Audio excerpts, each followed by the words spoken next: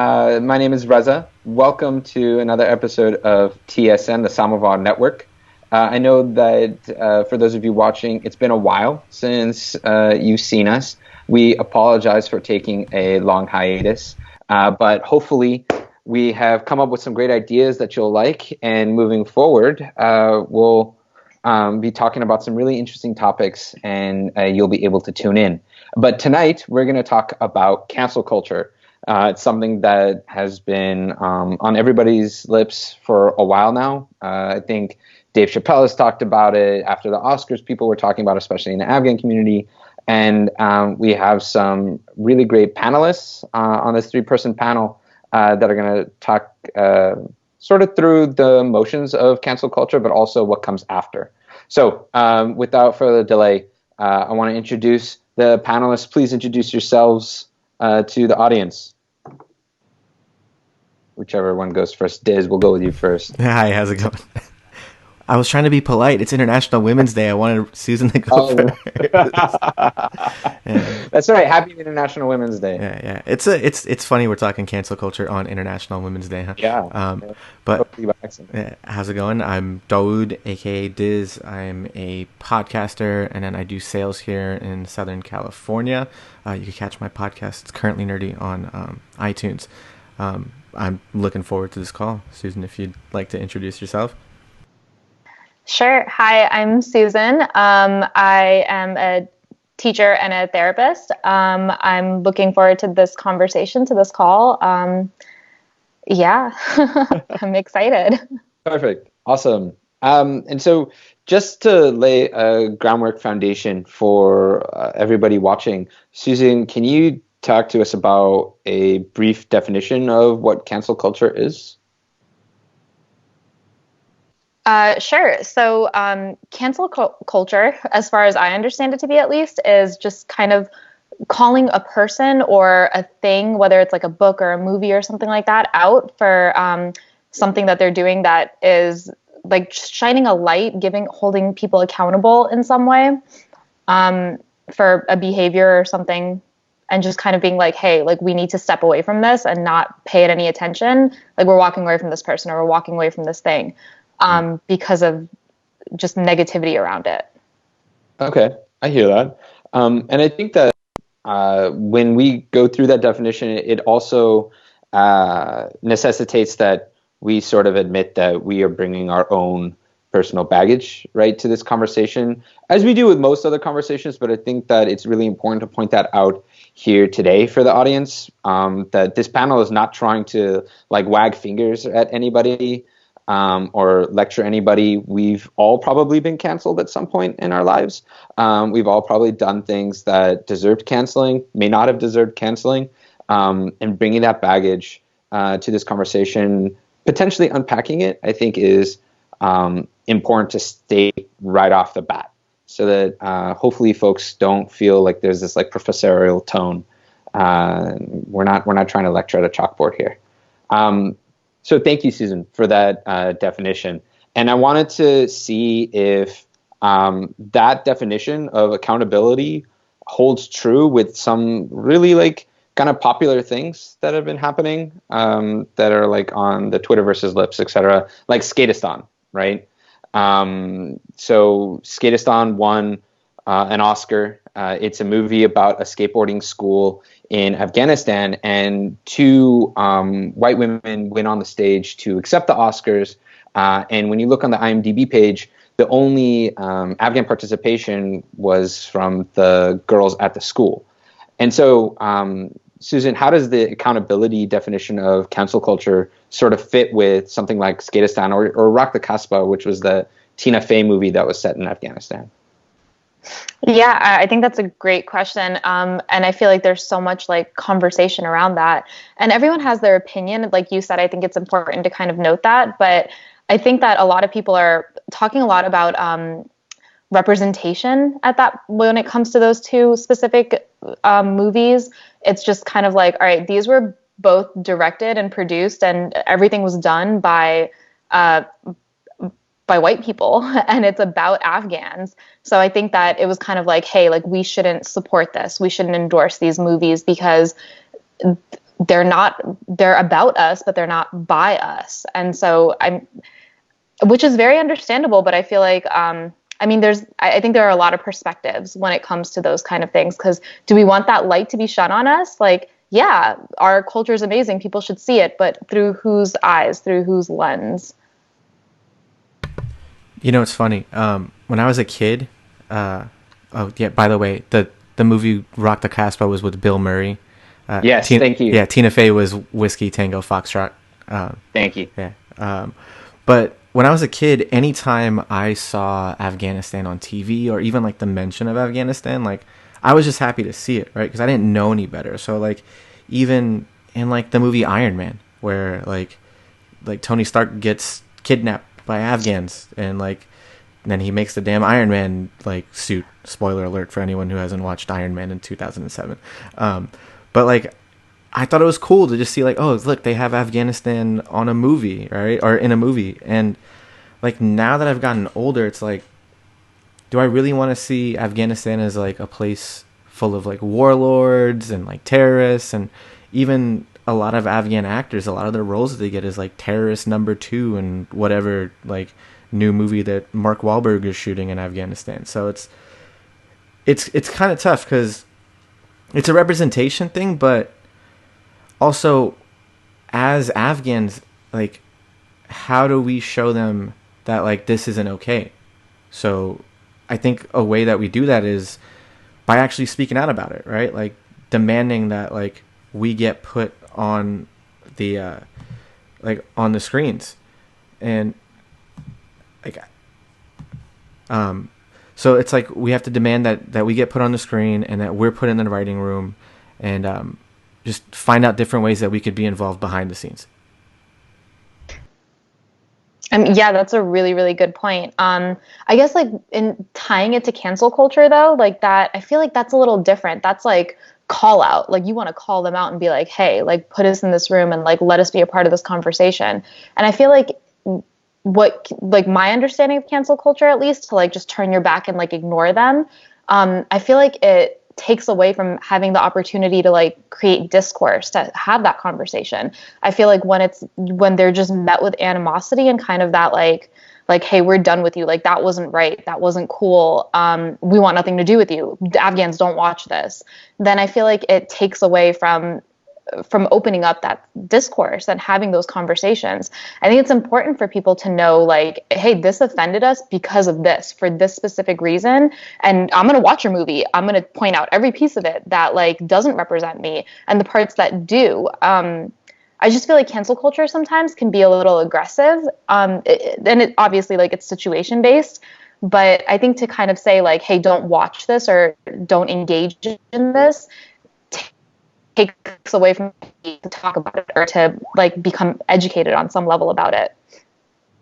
Yeah, and that kind of begs the question, right? Like where's that line, right? Between, okay, we got to turn our backs and vote with our wallets and not watch the movie so that they learn their lesson, and we got to make sure they know that we don't like it. We got to tell them we don't like it. We got to tell them what about it we don't like it and how it should change. What's that line that we draw, right? Should we do that with all movies like Skidistan or Rock the Casbah or Whiskey Tango Foxtrot, which is the Tina Fey movie that I got wrong? Sorry, guys.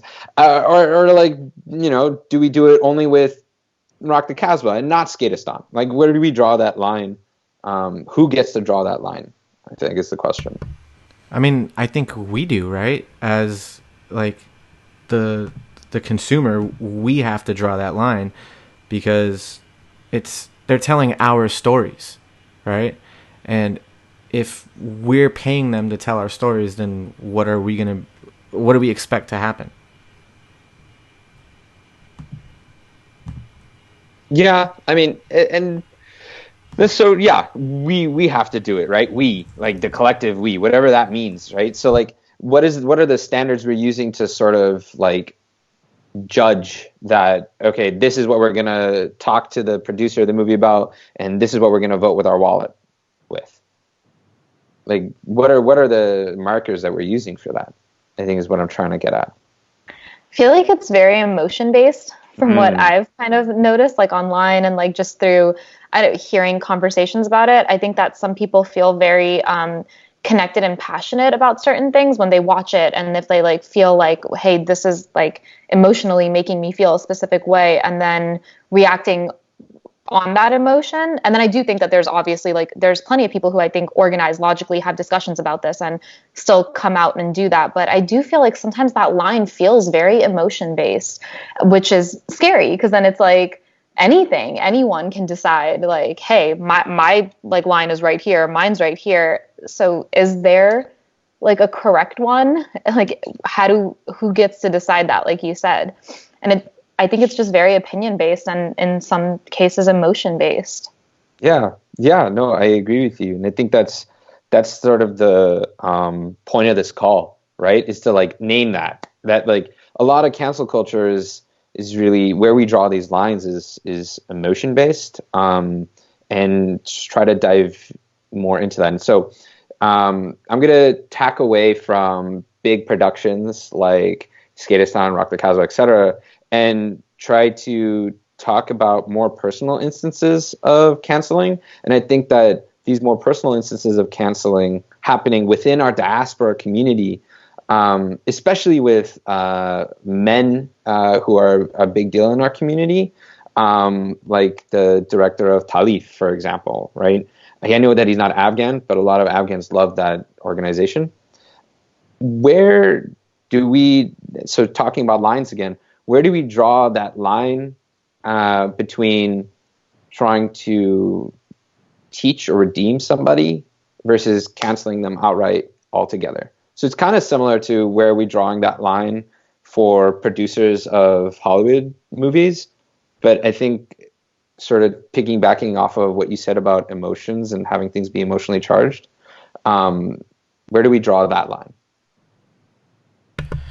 I mean, I think it's... I get annoyed because I think cancel culture for a lot of people, especially like in right-wing circles and stuff, has been used as like a way of saying that like we're getting too aggressive, right? And where in actual like reality, it's just us addressing these problems. And I don't see the issue with us addressing a problem. So if someone in our community has done something wrong, especially like if they're in a place of power, right? I don't know what happened in that Talif situation. I don't stay in those circles. Yeah. But like in situations like that, like if someone up there in a place of power is misusing that power or abusing that power, then we should call them out on it. We should hold them accountable to it, and they shouldn't be in those positions of power. So like that's my stance on it. You know, like that's how we hold people accountable. And yeah, sometimes it's a little emotion based, but getting your emotions involved isn't necessarily always a bad thing. Yeah, that's a really good point. I think that our emotions are valid, so it's never like this horrible wrong thing to talk about them and to say that like this is wrong because of how it made me feel or because I got this emotion from it. I totally agree with you about like people in places of power. I think that when one of the ways of being held accountable is by being I think it's one of the ways of like taking responsibility is to like step away from that place of power and say, hey, I misused this. And I think a really big conversation that comes in with cancel culture when it comes to specific people, especially in communities, is restorative justice. Like how once they're canceled, do we just ignore them and never speak to them again and never talk about them again? How do we model restorative justice for those communities? Because especially in the Afghan community, I feel like gossip is such a big thing in our community, and people, like spreading things about people, and like there's this idea that you form in your head about a person, and then that's it. That's all they'll ever be to you. And I feel like we as a community should model something different, that like, yes, be held accountable, but then also what are the next steps? Like, let's not just put this label on your forehead. Let's talk about like, first of all, do you accept responsibility for what you're being held accountable for? Are you showing that like, oh my God, I recognize that I messed up? And then are you taking steps to better yourself? But I think, a big part of that is restorative justice. How do we bring that into cancel culture? So can you explain restorative justice just for the folks who don't know? Sure. I know it's a broad topic, but I was about to say, how do I define restorative justice? It's essentially just like, how do I restore what I broke? Like, if I make a mistake, if I do something that someone is now holding me accountable for, now how do I fix it? And not just to say that, like, it's like it never happened. It's completely fixed. There will always be cracks and holes in it, but how do I turn this into something else? How do I learn from this, as opposed to just like, oh, I didn't do it. I don't care, walking away, or man, I messed up. I suck. Like I'm done. So it's just kind of finding that place of like, how do I restore this? How do I somehow come back from this? And I feel like if it's done correctly, you can even come back stronger and like more wise.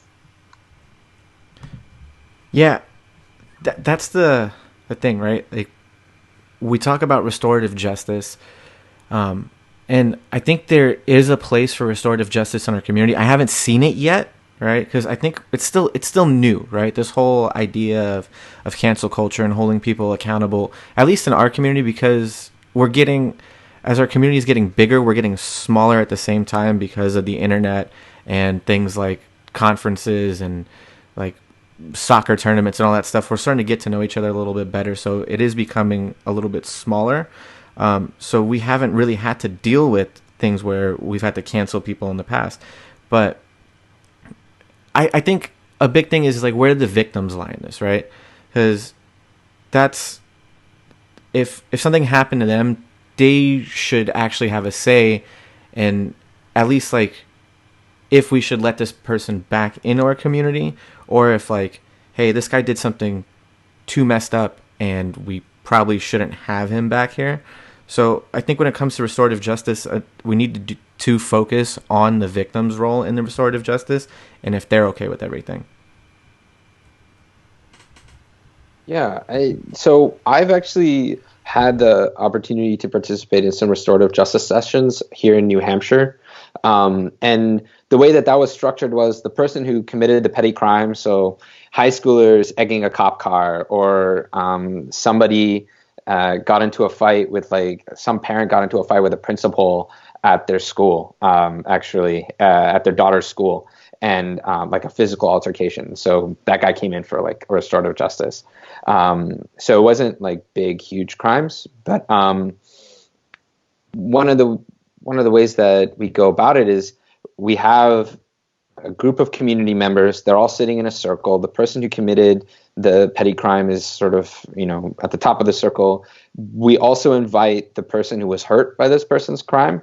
And then everybody sort of works together to ask the person who did wrong, like, how did you feel? What made you do this? What do you think you can do to help the victim of your crime feel better about moving forward?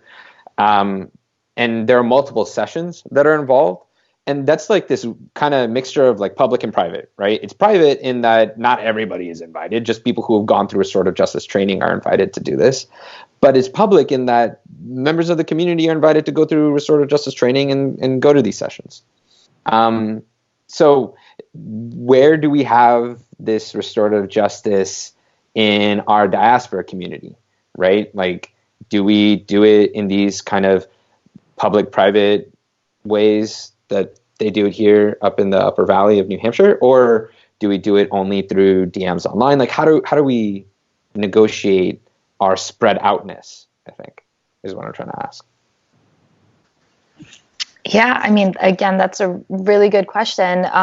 In my opinion, and just from what I've seen, and obviously I'm not like this person that knows everything that's happening in our community or everything that we're doing, but I just haven't seen a like healthy way of doing restorative justice. Just from what I've seen through like people I've talked to and even online and stuff, I feel like there's a lot of speculation. There's not a lot of like, let's sit everyone down and like actually hash this out. It feels like a lot of stuff is just kind of spread down the pipeline almost. And then when there is something that's really, really serious, and there are victims involved and there are people that are like really hurt by things, I think I think what I've noticed is there's just always this kind of like, I don't want to deal with this. I can't deal with this. I don't want to be in this space to have this conversation, which is really understandable. It's hard.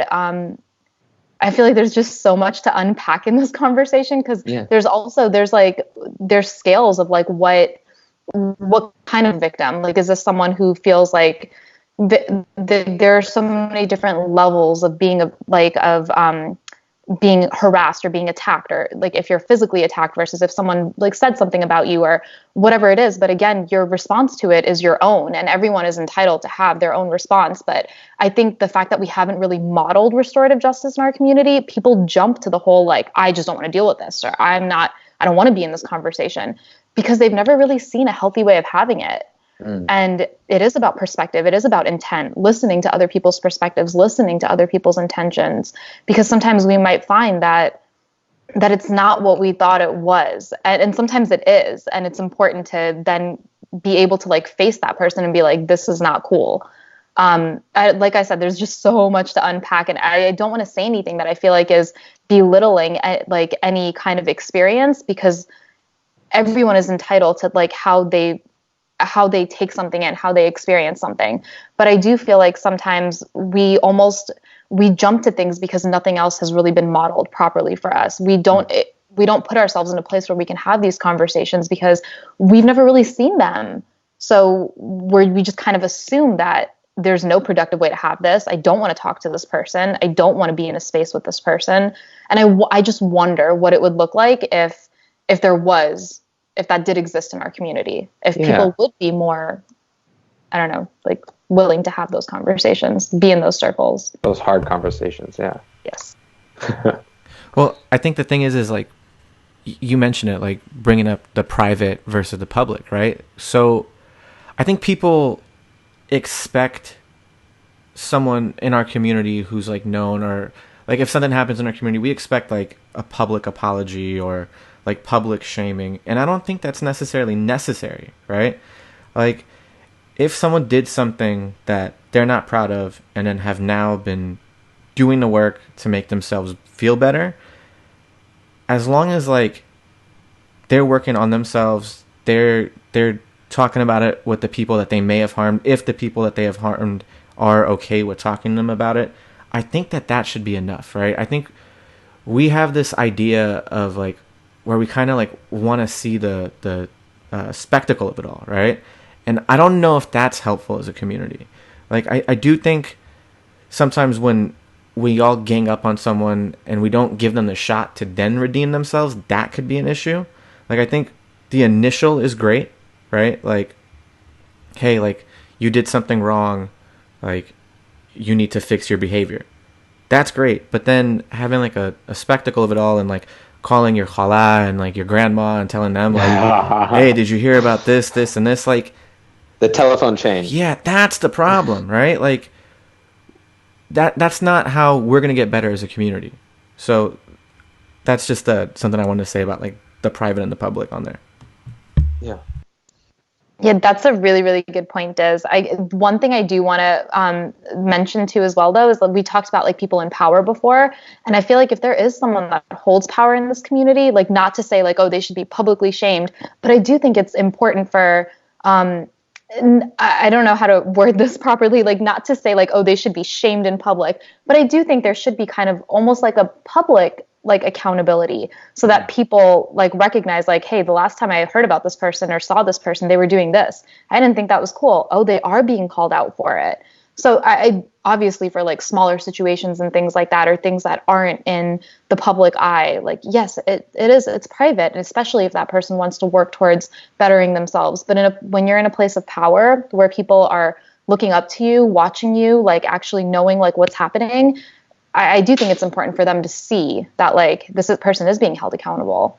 It goes back to that modeling that you were talking about, that when all eyes are on that one person and what they have done, then it becomes so much more important to have that one person's situation be the model by which hopefully we can address their ills better, right? And like everybody's watching it already, so might as well be transparent and public about how we help to restore that person. And so something about the restoration thing still sort of sits funny with me, and it might be because like I'm bringing my own emotional baggage to it, right? But like, do we restore everybody? I mean, I know, right? Like, but do we restore everybody? I think it depends on the situation, though, Reza, right? Like, if someone, like, all right, like, I'm speaking from my personal experience here, right? Like, when I was younger, there was a lot of dumb shit that I did, right? Like, I used the N-word a lot. Like, I made disparaging comments about women, and, like, I learned from it, right? If I wasn't let back into the community after learning what I did wrong and bettering myself, I would be pretty upset and resentful of the community, right? Like, if I didn't get that chance.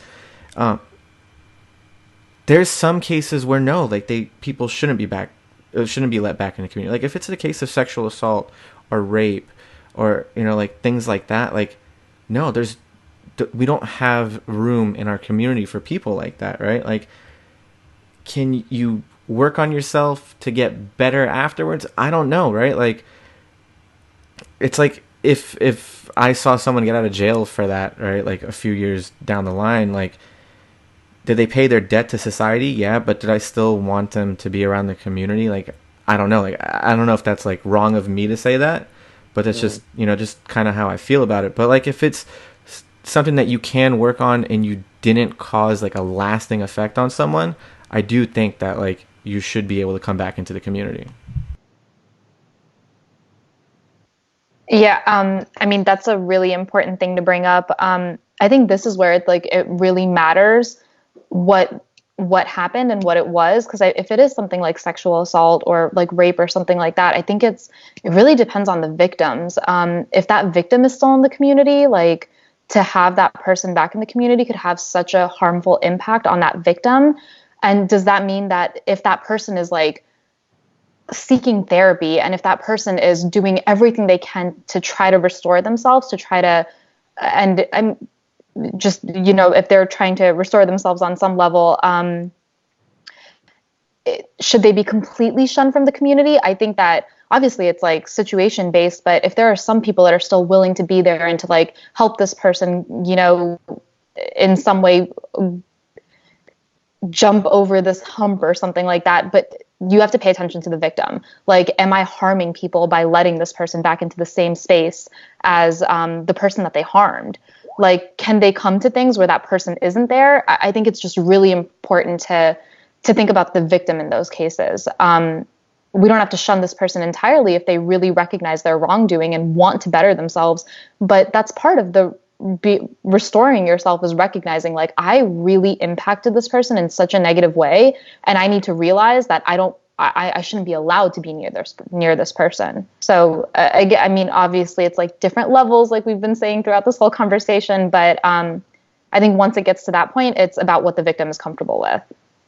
Awesome. Yeah, no, I think that's probably the most concrete thing we could probably land on, right, in having this conversation about public versus private. Do we restore everybody, is to sort of recenter all of this talk onto what happened to the victim.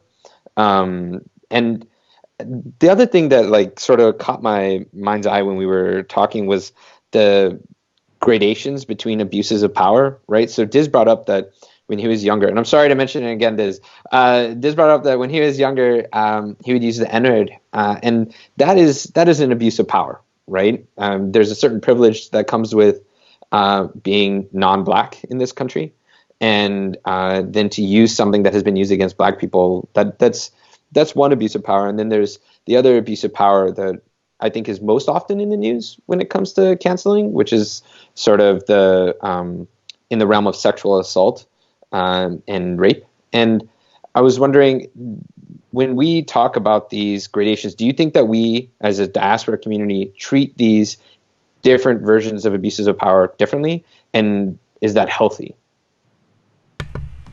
I mean, let's look at it from outside the diaspora, right? Like, let's look at Hollywood, for example. You have guys like Harvey Weinstein who have been accused of, like, rape and sexual assault, and, he got called out for it, and now he's actually, like, facing jail time for it, right? He's not going to get let back into Hollywood afterwards. But then you have guys like Dave Chappelle, who have made like transphobic comments and homophobic comments, and same with like guys like Kevin Hart, like, yeah, people were up in arms about it, right, for the comments that they made, but have they really got canceled, or even like they got held accountable for what, a few days? Like Kevin Hart couldn't host the Oscars. So even outside of our community, there is different like gradations of what's allowed and what's not allowed, what can be restored and what can't be, right? Even in the case of Aziz Ansari, right? Like, I don't know what happened in that room between him and the girl that he was with that accused him of like misconduct, but a lot of people didn't feel like it was as bad as someone like Harvey Weinstein, and he still is putting out specials on Netflix, whereas guys like Harvey Weinstein and Bill Cosby are going to jail now. Yeah, no, that sort of brings up one of the last few points that I think we as a group wanted to talk about is, do the folks who quote unquote get canceled, either online on Twitter or on Facebook or whatever, or in real life, like, do they really get canceled? I mean, what is if by our definition of accountability, that's like what we're using, do they really get canceled? I let the silence sit. No, sorry. It's a tough question, but the dudes in our community, to an extent, yeah, right? Like recently, I feel like there has been, right, and I feel like we could do a better job at it, right? Because there's still people in places of power, right, that probably shouldn't be in those places of power. So we could do a better job of it as a community, but it has been happening.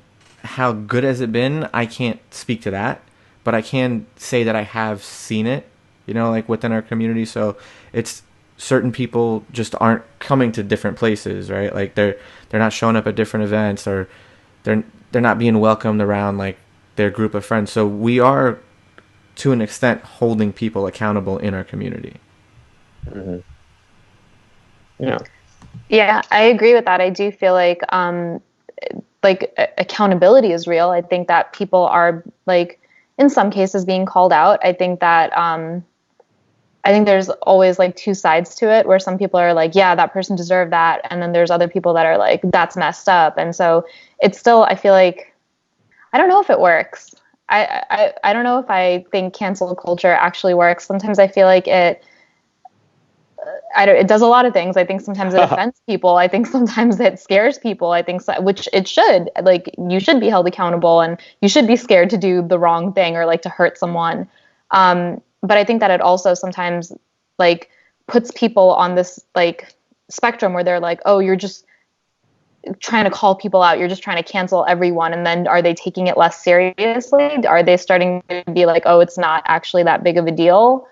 I think it's how it's done that I wish would be done differently. I think the restorative part of it is huge. I wish that we would focus a little bit more on that after the accountability part, but I don't know if it works. I still think that a lot of people are still in the limelight, and I think sometimes it just like puts a light on that person and creates like two sides. And like there are people fighting and like defending that person, and there are people like so against that person. So yeah, I don't know if it works. I think it's, yeah, I don't know if it works. Yeah, no, it sounds like bad PR can still be good PR is what I'm hearing sometimes, that like you have these two sides that are being created, they're fighting against each other, and that just ups the social quotient for that person who's being fought over. That I hear that. I think the accountability we're doing that in our community, right? Like we keep bringing up restorative justice. I think we haven't been able to allow for restorative justice in our community. That's the thing that we're lacking the most when it comes to cancel culture, right? Like I think it's a big thing that we could still use in our community. Like, hey, this person did this, or like we don't even have to call it the person specifically. Like, this happened in our community. How do we get better at it? I think, like, for a lot of people, not just in our community, but in, like, society as a whole, like, they're claiming that cancel culture has gone too far, or, like, people are just looking for an excuse to be upset or to call someone out. Or people are virtue signaling. Yeah. Dude, see, that's BS to me, right? Like, I think we're just in a day and age now where a lot of us have learned more about what's right and what's wrong, right? And we've grown with the time. So, like, every generation becomes wiser and learns from the mistake of the generation prior. And we're starting to pick up from what mistakes the generation prior made. So now we're calling out stuff that, like, maybe in our parents' day and age wouldn't have been an issue, or wouldn't have been an issue 10, 15 years ago, right? Like, but now it is. And that's not a bad thing. But I also think that we're not letting the people who have been called out, like, get back in the community, and that's something that we do need to focus on as a community. Do y'all think that having these issues these issues are already talked about so publicly, but I guess the restorative justice aspect of it, do you think having it be more public, do you think that would help? I think having certain aspects of it being public help. It's messy. Restorative justice is very messy. Even holding someone accountable is messy. So I think that like the ongoing process of it, I don't think everything needs to be publicized. I don't think everyone needs to see every part of it. But I do think there are parts that people should see, like kind of like a beginning, a middle, and an end. Like, oh my God, I recognize that, or here you are, you're being held accountable. This is what you did that was wrong. This was messed up. The middle part of, like, I'm like, whoa, I messed up. I did something wrong. That recognition. And unfortunately, not a lot of people have it. Some people are very defensive about whether or not they did something wrong, which makes everything even more messy. So, but I think that if they ever do have that, like, that recognition that they did do something wrong, I think it's important for people to see them admit that and say, like, I was called out and this is, like, whoa, I messed up. I think it's important for people to see that part and for them to see how they respond to it after. Like, do I just say, oh yeah, I messed up. Oh, okay, whatever, I'll try again next time. Or are you actually taking steps? Like, are you, like, again, that modeling piece, like, are you showing people that it's okay to go seek therapy for something that you did that was wrong? Are you modeling that it's okay to go, like, seek out conversations and just putting yourself in uncomfortable spaces and recognizing that you need to change your ways? I think it's important for people to see that. Awesome. Well, I wanna leave it on the modeling piece. I think that out of the past 40 minutes or however many minutes we've been talking, that's been sort of a salient theme that we've talked about, and I really want people to sort of take that away from this conversation.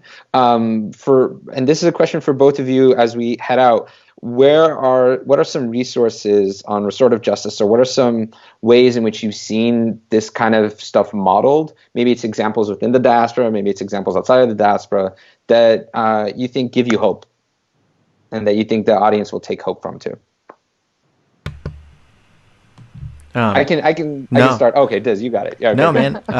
I think just, like, you know, how Susan said, like, hey, like, bring light to the mistakes that you made, because people can learn from your mistakes, right? They say, like, a smart man learns from his own mistakes, but a genius learns from the mistake of others. I probably butchered that quote, but it's something like that. So, like, I saw something you posted today, Reza. Like, you made a comment that someone called you out on, like, 7 years ago. Oh, that. And then you were just like, hey, like, oh, no. I was wrong for that. Like, thank you for calling me out, right? Like, things like that, like, being able to admit that you were wrong and, like, looking back, like, hey, I was wrong about this. I think that helps other people see that it's okay to be wrong. Because right now, like, we're all afraid of being wrong and being afraid of being called out. But, like, I think being called out can help us grow. So, like, if someone calls you out on being wrong, just take it in stride and do better. Yeah, I definitely agree with that. I was going to say something very similar. I think some of the things that give me hope are spaces that I've seen that encourage these kinds of conversations, that encourage people to see different perspectives, to see that not everything always, I mean, just to see what intention really is. I think that our community is trying to create those spaces and to have those kinds of conversations, whether it's online or whether it's in conferences or specific spaces. But then also, I think when I see people call themselves out, I think that gives me hope. Just like Diz said that you did, Reza. I didn't see that. I'll go look for it. How did But I think even if it's something that some people might perceive to be small, I think it's really powerful when someone stands up and says, I did this and I realize now that it was really messed up. And I think that it shows people that like, that doesn't define who you are if you make a mistake. Like you can make a mistake, call yourself out on it and move on and learn from it and become a better person. It gives me hope when people call themselves out. Awesome. Yeah, just don't keep making the same mistakes is the only issue. Right, exactly. And also, that's really important. Something that I learned in school, we had a panel about trans health issues, and we had some trans folks come and talk to us about the things that they want from their providers, their medical providers. And one thing that one woman said was, don't say sorry too many times. Say sorry once and move on, because the more times you say sorry, then it becomes more about you than it is about me, the person who you hurt. And I've tried to sort of take that with me in all aspects of my life, to like not make the person I hurt start taking care of me. To say sorry once, to really mean it, and to really work on not doing it again. And hopefully that's something that people who are listening to this, people who are watching this, that resonates with them. Thank you to Susan and to Diz for being on this call. We really appreciate you. We wanted to acknowledge that Nura Siddiqui was supposed to, probably I'm mispronouncing her name, Nura, was supposed to be on this call, but she was taken away by other things. But she's still on TSN. She's still around. So thank you to her for helping to craft this call. I also wanted to thank the other members of TSN who helped craft this call. Ghazal, Ali, Hina, Weiss, and let's see if I'm forgetting anybody. No, I am not. And that's the team. And hopefully we'll get some new faces on board. We also have a lot of other new stuff in the works, so pay attention to the Soundboard Network on Instagram, on Twitter, on Facebook. We also have a website swimming around there on the internet. And you can follow all the rest of us on. And we have a podcast too. Don't forget and we have a podcast. It has a beautiful minimalist yellow logo, the Soundboard Network. So look us up online, talk to us, let us know what you thought about this conversation. We'd love to hear from you. And salam khalafis. Thank you very much for tuning in. Bye-bye.